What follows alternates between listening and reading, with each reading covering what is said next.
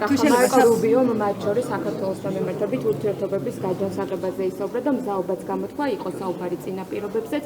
რას გეუბნებათ ეს განცხადება და როგორ შეაფასებთ საქართველოს-ამერიკას შორის ურთიერთობებს?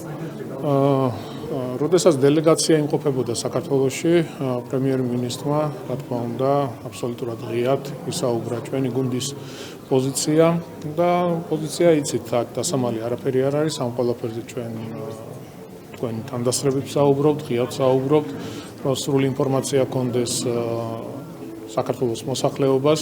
მე კიდევ ერთხელ გავიმეორებ, რომ ჩვენ მზად ვართ ურთიერთობები დავიწყოთ ახალი ფურცლიდან შესაბამისი გზამკვლევით, არაერთხელ გაგვიკეთებია განცხადებები აღნიშნულთან დაკავშირებით.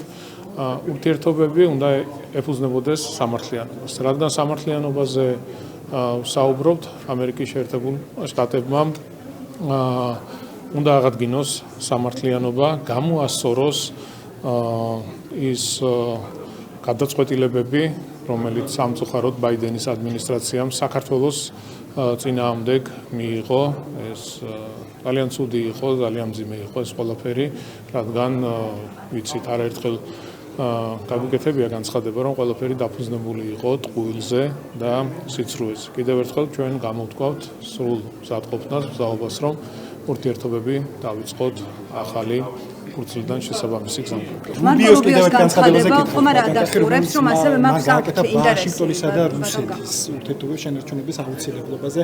მან თქვა, რომ ომის დასრულების შემდეგ ეს ურთიერთობები შეიძლება უფრო მარტივად და მეგობრულად წარიმართოს. რას ნიშნავს თქვენი მხრიდან, როგორ შეაფასებთ ამ განცხადებას, მით უმეტეს, როცა ჩვენ გვახსოვს ბევრი განცხადება თუნდაც იგივე უკრაინელი პოლიტიკოსების, ევროპელი პოლიტიკოსების მხრიდან, რომლებიც რუსეთთან ურთიერთობის ესკალაციას. ომის დასრულება, ვფიქრობ, ზოგადად ერთ-ერთი სერიოზული გამოწვევა ის რაც ხდება მსოფლიოში და ყველას სურვილია ჩვენიც რა თქმა უნდა რომ რაც შეიძლება ძალიან სწრაფად დასრულდეს ომი, კონფლიქტები, ხედავთ რა პროცესები მიდის ახლო აღმოსავლეთში, ზოგადად თუ როგორი დაძაბული სიტუაცია მსოფლიოში და ეს რა თქმა უნდა ძალიან დიდ ზიანს აყენებს მსოფლიო ეკონომიკას, ზოგადად პროცესებს. ჩვენ რა თქმა უნდა მივესალმებით მშვიდობას, ჩვენ რაც შეგვიძლია ჩვენი შესაძლებლობის ფარგლებში ყოველთვის ხელს შევუწყობთ მშვიდობის შენარჩუნებას, რაც შეეხება საქართველოს ყოველთვის გავატარებთ იმ პოლიტიკას, სადაც პირველ რიგში გათვალისწინებული იქნება ჩვენი ქვეყნის და ჩვენი ხალხის ინტერესები, ეს არის ძალიან მთავარი და მნიშვნელოვანი. ამერიკაზე ერთს ვიკითხავ რა, თუ შეიძლება ბარემ მარკო რუბიო ამოწუროთ. მარკო რუბიოს გულშინდელი განცხადება ადასტურებს თუ არა თქვენთვის იმას, რომ შტატებს აქვს ინტერესი ურთიერთობები გამოსწორდეს საქართველოსთან და პირიქით სახელმწიფო მდივანი ამბობს, რომ ჩვენ ვუთხარით რა არის გასაკეთებელი და მივიღეთ პოზიტიური გზავნილები მათგან. თქვენ გაქვთ გასაკეთებელი, ეს არის თუ არა ამის დასტური, რომ ნაბიჯები გადასადგმელია საქართველოს მხრიდან. არ ვიცი, ეხლა მაგას დაკავშირებით ზუსტად გავაკეთე განცხადება, დამატებით ვერაფერს ვერ ვიტყვი იმ პოზიციასთან დაკავშირებით, რაც გვაქვს ჩვენ, ხო?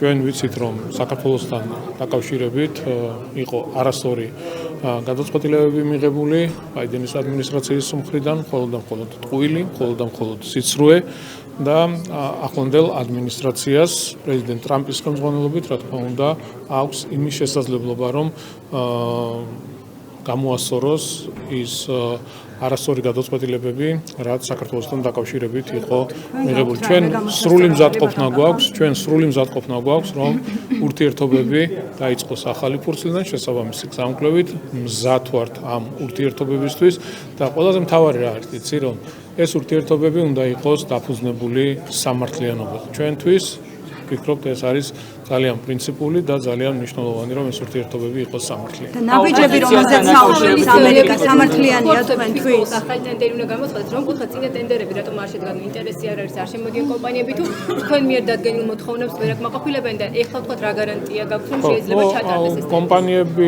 არ შემოვიდა, პრობლემა ეს იყო. მოთხოვნები რა, ჩვენი მოთხოვნები რა არის კონკრეტული გამზირის რეაბილიტაცია. მიწისქვეშა კომუნიკაციების სრული მოწესრიგება და შემდეგ, რა თქმა უნდა, საგზაო ინფრასტრუქტურის განახლება თავისი საფეხმავლო ბილიკებით და ყველანაირად თავისი გარეგანათებებით და შესაბამისი ინფრასტრუქტურით და ინვენტარით. ანუ კომპანიები და ეხლა ოპოზიციასთან დაკავშირებით მინდა აი ნახოთ, მოაწყადეთ და იმედია დაინტერესდებიან. ოპოზიციასთან დაკავშირებით უნდა გითხოთ, ბევრ თემაზე იყო ბოლო პერიოდში განხეთქილება, თუმცა ამჯერად მაგალითად პარტია ლელო განსხვავდება მოსაზრებით იმაში, რომ ბოიკოტი პარლამენტში შესვლაზე არ იყოს სწორი გადაწყვეტილება.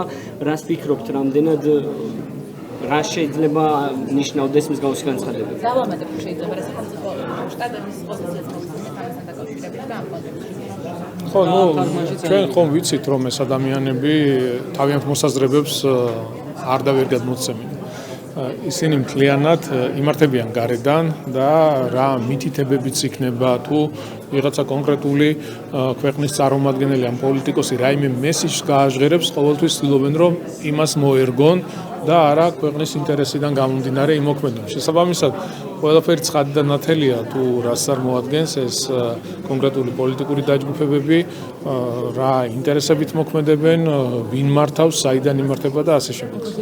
საქართველოს ხალხთან და საქართველოს ინტერესებთან, რა თქმა უნდა, თანხმდრაში ნამდვილად არ არიან, აცდენილები არიან და ქართული საზოგადოება ხედავს ამ ყველაფერს და შესაბამისად, როდესაც ტარდება არჩევნები, ქართველი ხალხი იღებს შესაბამის გადაწყვეტილებას.